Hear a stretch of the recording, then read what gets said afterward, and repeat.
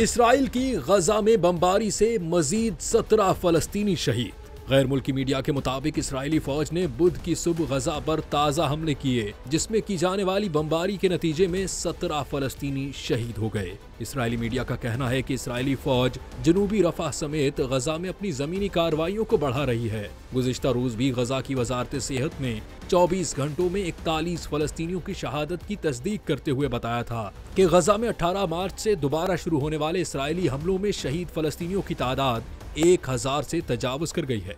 इसके अलावा गजा में अक्टूबर 2023 से अब तक इसराइली हमलों में 50,400 से जायद फलस्तीनी शहीद हो चुके हैं।